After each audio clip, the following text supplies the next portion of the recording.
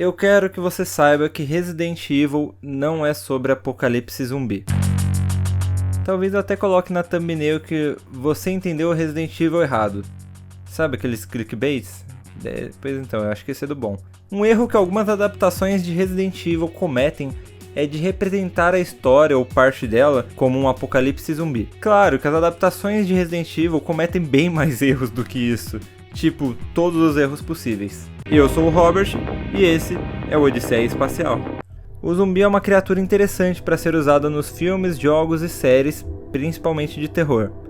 Desde o surgimento, as narrativas com mortos-vivos promovem debates sobre a sociedade, sobre o consumismo, sobre as relações sociais, sobre racismo e até sobre a natureza humana.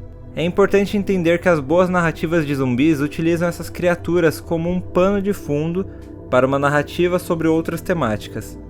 Mas graças ao sucesso de algumas produções como A Noite dos Mortos-Vivos ou até mais recente The Walking Dead, as únicas opções que os autores viram com zumbis é o apocalipse zumbi. Um cenário no qual o mundo acabou e quase todo mundo virou zumbi. E às vezes até parece que é o único cenário possível para os mortos-vivos. Mas não é.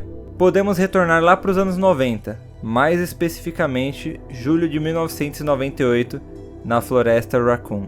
Resident Evil se tornou um dos sinônimos de mídias de zumbi.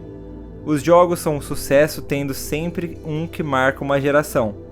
Mas lá no início, antes dos ganados, antes dos dinossauros metamorfos, antes das cenas copiando Matrix e antes disso aí que eu nem sei o que é, nós tínhamos uma trama de conspiração. E Resident Evil 1 explora muito bem esse clima de suspense e terror. Uma insegurança constante ao desbravar uma mansão gigante e misteriosa. Cada novo segredo descoberto levava a mais perguntas. Nesse cenário eram poucos zumbis, mas eles não eram tratados só como bots para tiro ao alvo. Você não entrava na mansão igual o John Wick. Você estava despreparado, poucos recursos, pouca informação, um certo desespero. Cada um daqueles mortos-vivos era perigoso. Cada um deles trazia medo, não só pela aparição, mas os sons que faziam, o lamento que ecoava pela mansão Spencer. Outras criaturas também habitavam a mansão, sejam cães zumbis, corvos chatos, cobras gigantes e os fatais Hunters. Mas nenhuma delas era como o zumbi. Aquela coisa que um dia foi humana, mas agora devora seus iguais. Uma criatura medonha que remete à corrupção humana. Um corpo sem alma guiado apenas pelo instinto da violência. Outras criaturas podiam te matar, mas um zumbi quer te corromper, torná-lo um deles. Uma criatura rastejante que lamenta por corredores infinitos em busca de algo que nem mesmo ela sabe. Um ser eternamente condenado a vagar. Por isso a cena de revelação do primeiro zumbi é tão dramática, porque ele desafia a sanidade dos protagonistas. Aquilo mexe profundamente com eles.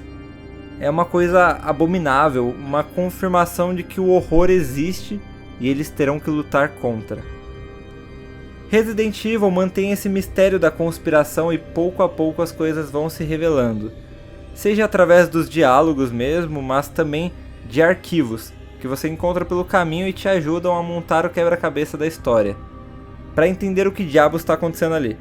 Porque não adianta só sair da mansão. Jill e Chris precisam descobrir o que ameaça a população de Raccoon City. Por isso que, na minha visão, a base de Resident Evil não é de um apocalipse zumbi. Não é esse fim de mundo tomado pelos mortos.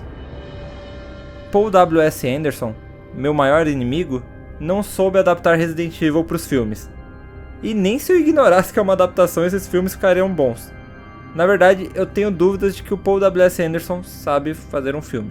Mas lá pro meio dessa franquia terrível, ele já joga a narrativa de fim do mundo genérico de zumbis.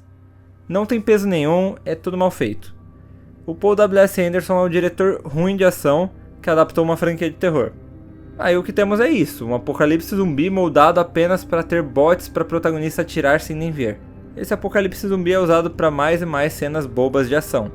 O mesmo vale para a série de Resident Evil da Netflix, que também é terrível por muitos motivos, mas ela também abraça o apocalipse zumbi genérico com inspirações em Mad Max, e também não dá liga. Sim, os clássicos Resident Evil 2 e Resident Evil 3 Nemesis colocam um mini apocalipse zumbi em Raccoon City.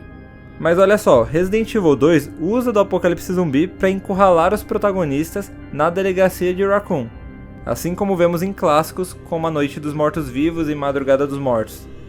Ele usa o cenário da delegacia da mesma forma que a mansão do primeiro. O Resident Evil 3 também limita bastante o espaço para termos muitas criaturas, mas ainda não tem um apocalipse generalizado. O mesmo vale para outros clássicos da franquia como Code Veronica e Resident Evil 4. E já a partir de Resident Evil 5 e 6, aí já vemos esse apocalipse generalizado, sem controle e sem peso. Sem uma narrativa boa e tão descontrolado quanto os zumbis. Até por isso, o grande acerto de Resident Evil 7 é voltar a um ambiente claustrofóbico que se revela pouco a pouco com inimigos limitados, pontuais e desafiadores. Essa coisa de apocalipse até tira a força de criaturas icônicas da franquia. Tyrants, Likers e Hunters ficam perdidos nessa grandiosidade toda.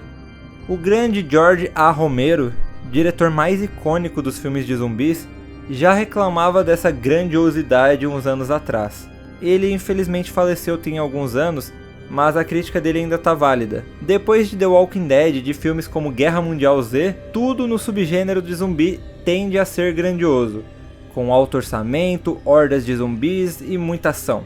Acredito que pela saturação que tivemos um tempo atrás com os zumbis, eles acabaram se desviando um pouco para criaturas de ação.